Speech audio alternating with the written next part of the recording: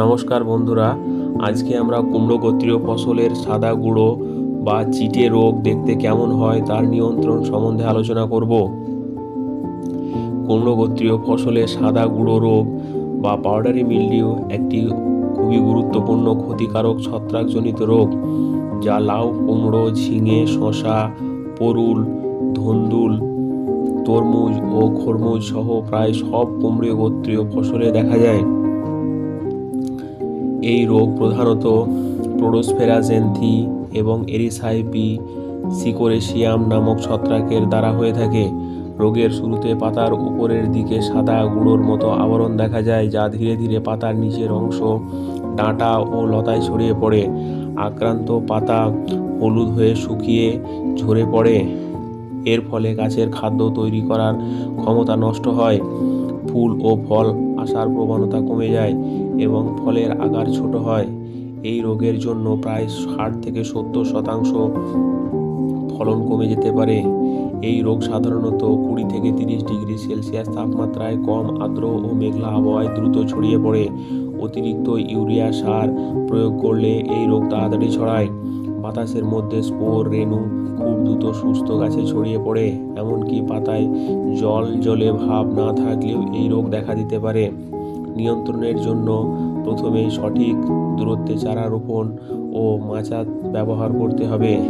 রোগ সহনশীল জাত নির্বাচন করতে হবে। সার সুষম মাত্রায় ও সঠিক নিয়মে প্রয়োগ করতে হবে। নিয়মিত মাঠ পর্যবেক্ষণ করতে হবে।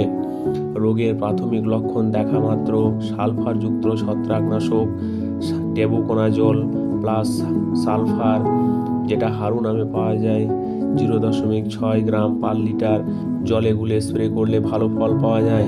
সালফারের পরে আধুনিক সিস্টেমিক ছত্রাকনাশক ব্যবহার করলে রোগ দ্রুত নিয়ন্ত্রণে আসে।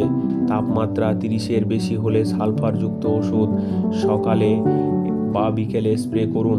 দুপুরে রোদে এড়াতে হবে, না হলে পাতা পোড়ার সমস্যা হতে পারে।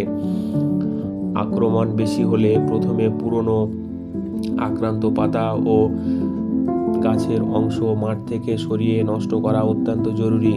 তারপরে ছত্রাকনাশক ইনটিউটি 0.6 ml, লুনা এক্সপিরিয়েন্স 0.6 ml বা মেরিভন 1 ml বা অ্যামিস্টার টপ 1 ml প্রতি লিটার জলে গুলে স্প্রে করলে নিয়ন্ত্রণ হবে। সাধারণত 7-10 দিন অন্তর 2-3 বার স্প্রে করলে ভালোভাবে নিয়ন্ত্রণ করা সম্ভব। মাথায় রাখতে হবে, একই ওষুধ বারবার ব্যবহার করলে ছত্রাকের মধ্যে রেজিস্ট্যান্স বা সহনশীলতা তৈরি হতে পারে। রাসায়নিক ব্যবস্থাপনার পাশাপাশি আধুনিক জৈব প্রযুক্তিও বর্তমানে খুব কার্যকর প্রমাণিত হচ্ছে। অ্যাম্পিলোমাইসিস কুইসকোয়ালিস নামক বায়োফাঞ্জিসাইড সাদা গুঁড়ো ছত্রাকের উপর পরজীবী হিসাবে কাজ করে এবং রোগের বিস্তার কমিয়ে দেয়।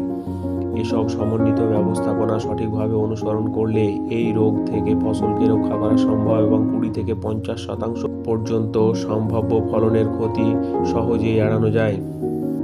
ধন্যবাদ সবাইকে ভিডিওটি পুরো দেখার জন্য।